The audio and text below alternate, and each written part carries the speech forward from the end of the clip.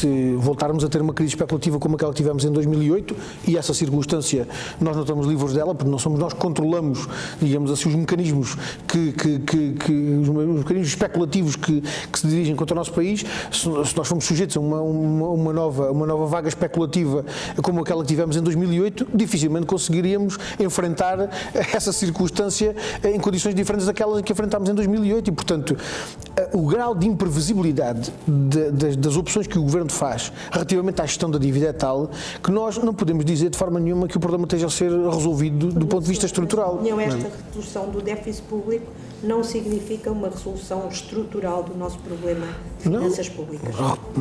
Respondo-lhe com uma pergunta. Se nós voltarmos a ter uma operação especulativa sobre a nossa dívida que faça disparar novamente os juros, nós estamos em condições de dizer que a prazo isto não tem a prazo não, até a curto prazo, que isto não tem consequências na nossa dívida. O Governo poderia manter as medidas que tentava tomar sem que isso significasse o sacrifício novamente da economia e das condições de vida dos portugueses. É muito difícil. Aliás, basta olhar para a conjugação de fatores que têm conduzido à redução dos juros da dívida para perceber que Portugal condiciona muito pouco ou influencia muito pouco daquilo que está na origem da redução dos juros da dívida. É uma redução única e exclusivamente explicada pela conjuntura económica favorável que estamos a viver? Não, para além de considerar que a redução do déficit público não deve ser ela própria considerada como um objetivo absoluto, portanto, a preocupação com o equilíbrio das contas públicas não se pode sobrepor à preocupação com a resolução dos problemas do país. E, portanto, novamente com este elemento. Mas agora, a questão da... esta redução do déficit público, o que me está a dizer é que se tivermos uma crise igual à de 2008, voltarmos a ter uma crise, voltaríamos a ter exatamente os mesmos problemas e terão de ser tomadas exatamente as mesmas medidas de corte de salários, de aumento de... Não, numa circunstância como essa voltava a não ser a alternativa. Ou seja, numa circunstância como essa, a renegociação da dívida talvez ganhasse ainda maior evidência. A necessidade de renunciar à dívida talvez ganhasse ainda maior evidência. Porque quando nós olhamos para trás, talvez valha a pena até pegar nesses elementos que referiu para fazermos o ponto de situação de hoje. Quando nós olhamos para a ofensiva especulativa sobre a nossa dívida, que foi desencadeada a partir de 2008, e quando nós olhamos para as medidas que foram tomadas como opção pelos governos de então, quer pelo governo do Partido Socialista de José Sócrates, com os 3 PECs aprovados pelo PSD e pelo CDS, quer com o Pacto da Troika, com os cortes dos salários, com os cortes das pensões, com tudo isto que foi feito no âmbito da política dos PEC e do Pacto de Agressão, quando nós olhamos para todo este percurso, nós perguntamos assim, aquilo valeu a pena? Aquilo resolveu-nos o problema com a dívida? Não resolveu. Aquelas medidas de empobrecimento foram todas tomadas, a destruição da nossa economia que foi promovida foi toda ela concretizada e o problema da dívida resolveu-se, não se resolveu. E isso é a confirmação.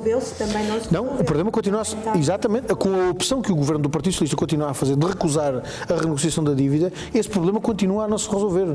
E repara, há uns anos até há uns anos atrás. Vou voltar um bocadinho atrás para clarificar. Então, na sua perspectiva, nós estamos exatamente na mesma situação, a única diferença é que a conjuntura favorável tem permitido reduzir o déficit e melhorar as condições. A conjuntura, nós não estamos exatamente na mesma, porquê? Porque entretanto foram tomadas medidas de devolução de direitos e de rendimentos que tiveram um efeito positivo na economia, a economia cresceu e, por via do crescimento da economia, temporariamente ou conjunturalmente, a situação alterou-se. A questão está aí, é nós perguntarmos, isto é sustentável ou é conjuntural? Isto é sustentável ou é conjuntural?